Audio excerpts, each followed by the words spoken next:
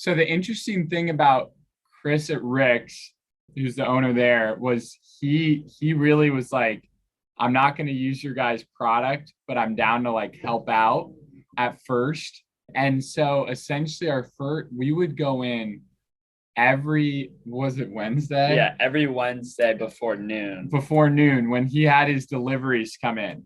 So essentially also with him, he was like, he wasn't going out of his way to meet with us in any means, but he would be waiting there for his deliveries anyway. So he'd kind of have time to kill.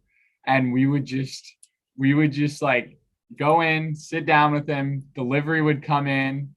He would like be like, all right, guys, like I gotta take this, and then get back to talking with us. And we must have asked him thousands of questions and basically did that for I mean, we still do that with him. Obviously, it's not the same. I mean, it was literally once a week for like an hour for like 2 years. yeah, like just all of college basically. And then so that was how we got the idea. And then the next kind of big thing was figuring out like how we could test, because even though we felt like we had a really good like sounding board, he's like, I'm not going to try it. Like he was experimenting with Line Hop, which was another company at the time.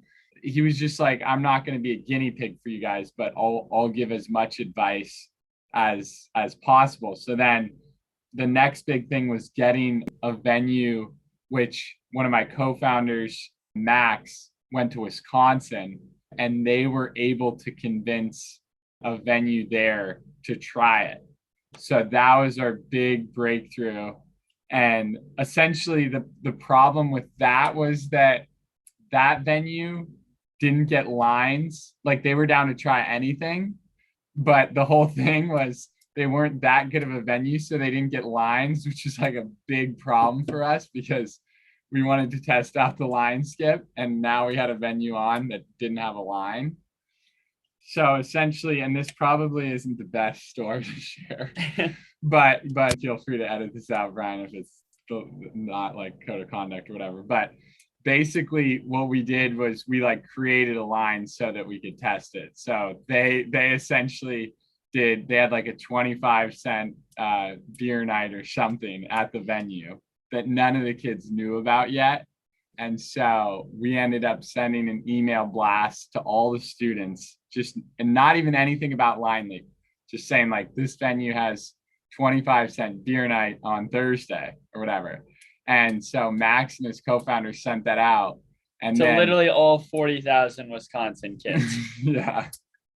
And so anyway, so they did that, and then they're in class and they're starting to hear like, hey, you hear this venue has this insane deal, like we should go, I think people are going. So they're like, oh my gosh, this might get good.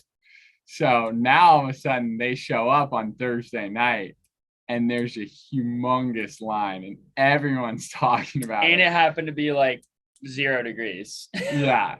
So no one's dressed, because they're also not thinking this isn't a venue that typically gets a line too. So no one's dressed to be waiting in line, all that. And so essentially they have their customers just going up to Max and Jack, who also helped us out at the beginning, and are just handing their phones to the other Line League co-founders, essentially saying like, do whatever it takes, like we just want to get in. And I think we sold like $1,000 or something. I think it was like 700, yeah, in line skips. And that was when we're like, okay, this could work.